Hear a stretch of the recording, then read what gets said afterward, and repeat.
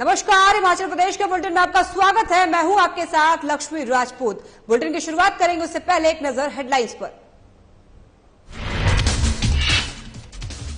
लोकसभा संसदीय क्षेत्रों में बैठकों का दौरा जारी। पीटरहॉफ में बैठक का किया गया आयोजन। सीएम सहित अन्य नेतागण रहे मौजूद।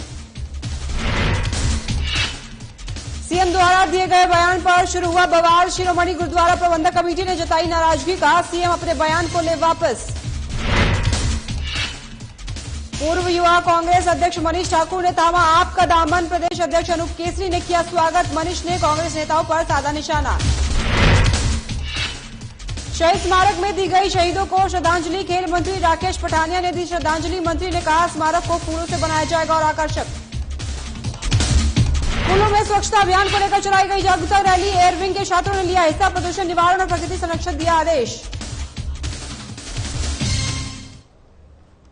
मुख्यमंत्री द्वारा जरनैल सिंह भिंडरवाले को लेकर दिए गए बयान पर अब बवाल शुरू हो गया है। शिरोमणि गुरुद्वारा प्रबंधक कमेटी ने इस पर नाराजगी जताते हुए सीएम के लिए एक नोटिस जारी किया है, जिसमें कमेटी ने कहा है कि सीएम का बयान सिख युवाओं को ठेस पहुंचाया है। ऐसे में सीएम अपने बयान को वापस लें ताकि आने वाले दिनों में दोनों राज्यों और सभी लोगों के बीच भाईचारा बना रहे।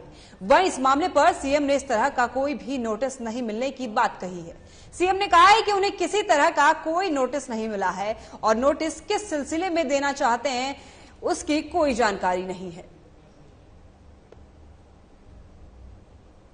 अभी तक इस तरह की जानकारी नहीं है कि उनकी ओर से कोई नोटिस जारी हुआ और उनके नोटिस का अभिप्राय क्या है मुझे नहीं मालूम।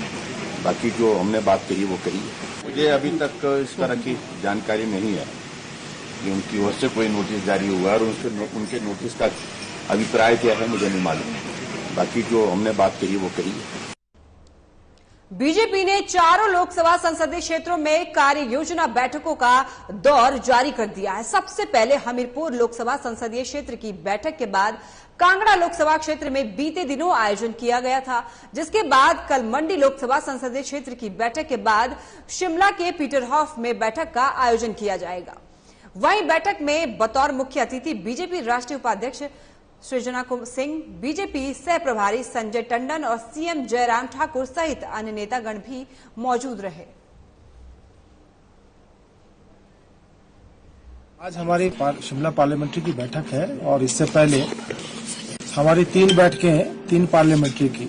इसमें सबसे पहले हमीरपुर पार्लियामेंट्री की हमारी बैठक हुई, उसके बाद कांगड़ा चंबा पिछले कल मंडी की थी और आज शिमला पार्लियामेंट्री की बैठक का उद्देश्य और ये कार्य योजना बैठक है। आने वाले समय में हम क्या क्या कार्य योजना बनाकर जो भी कार्य करने जा रहे हैं उसका एक कैलेंडर तैयार हम कर रहे हैं। हम जानते हैं हम चुनावी वर्ष में हैं और वर्तमान कार्यकाल लगभग 6 महीने का बाकी है, तो उसी को लेकर कि आने वाले समय में जो विभिन्न सम्मेलन, विभिन्न रैलियां, महासंपर्क अभियान और ऐसे बहुत सारे कार्य आगामी दिनों में हम करने वाले हैं, तो उस दृष्टि से ये बैठक रखी गई है। 6 अप्रैल जब हमारा स्थापना दिवस है उस दिन हम महासंपर्क अभियान और पदयात्रा का कार्यक्रम प्रदेश के 7,792 बूथों के ऊपर शुरू कर रहे हैं और एक ऐसा कार्यक्रम जहां हम हर घर तक दस्तक देंगे और केंद्र सरकार की, प्रदेश सरकार की योजनाओं को जन जन तक पहुंचाना, उसको लेकर हम ये अभियान शुरू कर रहे हैं। आम आदमी पार्टी का दामन थामने के बाद बुधवार को कांग्रेस के पूर्व युवा कांग्रेस अध्यक्ष मनीष ठाकुर अपने साथियों के साथ शिमला के आप कार्यालय पहुंचे, जहां पार्टी के प्रदेश अध्यक्ष अनूप केसरी ने उनका स्वागत किया और इस दौरान मनीष ठाकुर ने प्रदेश कांग्रेस नेताओं पर जमकर निशाना साधा और कांग्रेसी नेताओं की तानाशाही से परेशान होकर आप में शामिल होने की बात कही।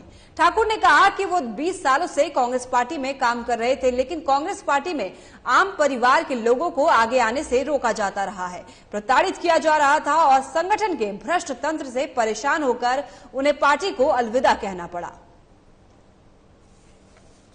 मकसद के साथ हमने कांग्रेस पार्टी के संगठन को जो ज्वाइन किया था कि कांग्रेस पार्टी आम आदमी की पार्टी है और बहुत खट्टे मीठे अनुभव रहे, अच्छे लोग भी रहे और अच्छा मौका भी मिला है। लेकिन पिछले कुछ सालों से लगातार वहां पर जो आम घर से निकले हुए युवा है उनकी मेहनत पर पानी फेरा जा रहा है, उनको रोका जा रहा है।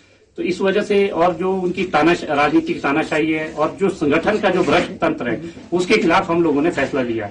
ये मेरा कोई व्यक्तिगत फैसला नहीं है, पूरे प्रदेश की जो टीम है सोलन के अंदर एकत्रित हुई और उन्होंने ये सार्वजनिक तौर पर ये फैसला लिया। और उसके बाद देखो, हम राजनीतिक जीवन अगर जी रहे हैं तो किसी मकसद के साथ जीते हैं, तो उसका एक मोटिव रहता है और वो मोटिव एक जो सामाजिक जो हमारा दायित्व रहता है उसको अगर पूरा हमने करना है तो हमने एक उम्मीद देखी अरविंद केजरीवाल जी के रूप में आम आदमी पार्टी के अंदर की जो उनका जो विजन है, उनकी जो सोच है, आम घरों के जो लड़के हैं वो आगे आए, वो इस व्यवस्था को देखिए, भ्रष्टाचार के खिलाफ लड़ाई लड़े, अपनी आवाज को बुलंद करे, तो ये एक मंच हमें ये दिखा। तो उस वजह से जो राजनीतिक तानाशाही वहां हो रही है तो इसलिए हमने उस विचारधारा को अलविदा कहा और आम आदमी पार्टी की जो विचारधारा है, जो सोच है, अरविंद केजरीवाल जी का जो विजन है, उस पर हमने विश्वास जताया और आम आदमी पार्टी की सदस्यता ली।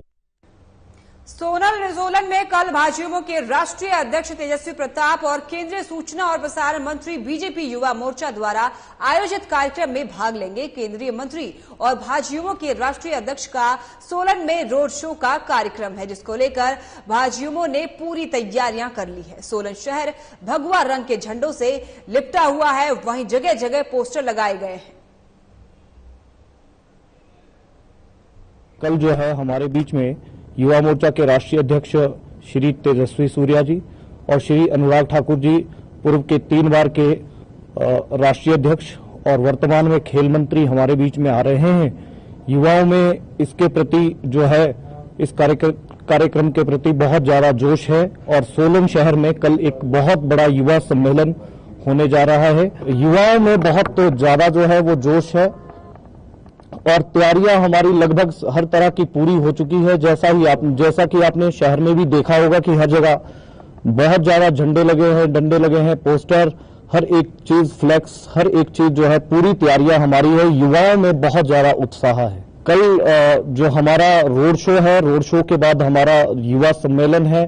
लगभग जो है 5000 से 8000 के बीच में युवा सोलन के अंदर में रहने वाला है और सोलन में पहली बार इतना बड़ा युवा सम्मेलन होने जा रहा है। Road show old DC office से और ओल्ड बस स्टैंड तक रहे। हिमाचल प्रदेश पुलिस भर्ती की लिखित परीक्षा को 27 मार्च को विभिन्न केंद्रों में आयोजित की जाएगी, जिसको लेकर एसपी मंडी ने प्रेस कॉन्फ्रेंस की। एसपी ने कहा है कि पुलिस भर्ती की लिखित परीक्षा में परीक्षार्थियों को सुबह 9 बजे परीक्षा केंद्र में पहुंचना होगा और परीक्षा केंद्र में क्यूआर कोड की स्कैनिंग के बाद ही केंद्र में प्रवेश मिलेगा। उसके बाद उन्होंने बताया कि 12 से 1 बजे तक परीक्षा आयोजित की जाएगी और सभी 15 परीक्षा केंद्रों में 4 सीसीटीवी कैमरों की निगरानी में परीक्षा सफल कराया जाएगा। ये बताना चाहूंगी कि हमारे पुलिस कांस्टेबल के रिक्रूटमेंट के ग्राउंड टेस्ट पंडोह में संपन्न हुए थे और अभी 27 मार्च 2022 अभी आने वाले संडे को हमारा पुलिस कांस्टेबल टेस्ट का जो रिटन टेस्ट है उसके लिए सभी को आवेदन जो एडमिट कार्ड चाहिए वो पुलिस द्वारा जो उनके एसएमएस लिंक है उसी के द्वारा भेजे गए हैं। फिर भी यदि कोई कैंडिडेट अपना एडमिट कार्ड डाउनलोड करने में या उसको रिट्रीव करने में उसे दिक्कत आ रही है तो वो एसपी ऑफिस में संपर्क कर सकता है और उसको जो है एडमिट कार्ड जो है प्रोवाइड करवाया जाएगा। इसके साथ ही कुछ जरूरी सूचनाएं जो आपके माध्यम से मैं सभी अभ्यर्थियों को देना चाहूंगी। उसमें यह है कि आप जब एडमिट कार्ड में जो आपका सेंटर है एग्जामिनेशन सेंटर उसको ध्यान से देखिए। मंडी जिला में 3 स्टेशन पे ये एग्जामिनेशन कंडक्ट हो रहा है, जिसमें मंडी टाउन है, इसमें गवर्नमेंट डिग्री कॉलेज, संस्कृति सदन, ब्यास सदन, भीमा काली टेम्पल और विशाल बैंक्वेट हॉल है। इसके साथ नेर चौक में जो है एग्जामिनेशन कंडक्ट हो रहा है। देश और प्रदेश में 23 मार्च को शहीद दिवस के रूप में मनाया गया। इस दिन भगत सिंह, राजगुरु और सुखदेव को अंग्रेजी हुकूमत से आजादी की लड़ाई लड़ते लड़ते फांसी हुई थी, जिसको लेकर इस दिन को शहीद दिवस के रूप में मनाया जाता है। इसी बीच धर्मशाला स्थित शहीद स्मारक में भी शहीदों को वन और खेल मंत्री राकेश पठानिया और जिला प्रशासन द्वारा श्रद्धांजलि दी गई। मौके पर पत्रकारों से बातचीत के दौरान पठानिया ने कहा कि प्रदेश के एकमात्र शहीद स्मारक में झील बनाई जाएगी और इसके साथ ही स्मारक को फूलों से और आकर्षक बनाया जाएगा।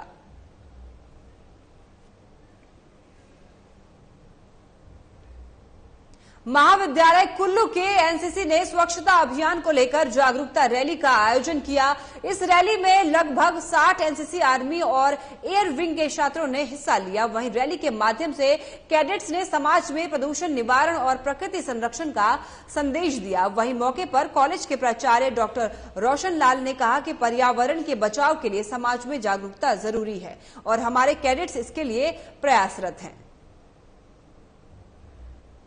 इस बार मार्च महीने में एनसीसी सर्विस के थ्रू हम एंटी पॉल्यूशन जो हमारा कैंपेन रहता है उस पे हम रैली करवा रहे हैं और इस रैली में हमारे एनसीसी आर्मी विंग के और एयर विंग के तकरीबन 60 कैडेट्स इस वक्त इन्वॉल्व है।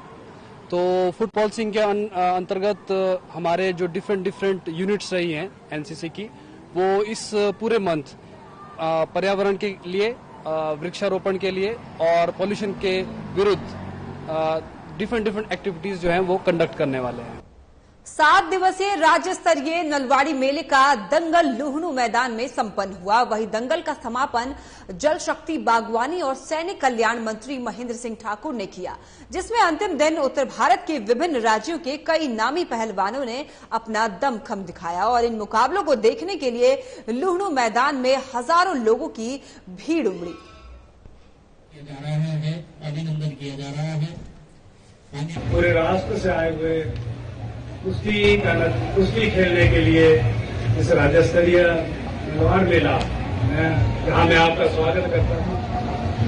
प्रदेश के माननीय मुख्यमंत्री जी ने इस समापन समारोह पे आना था, लेकिन आज उत्तराखंड में भारतीय जनता पार्टी की सरकार बनी है, वहां शपथ समारोह था।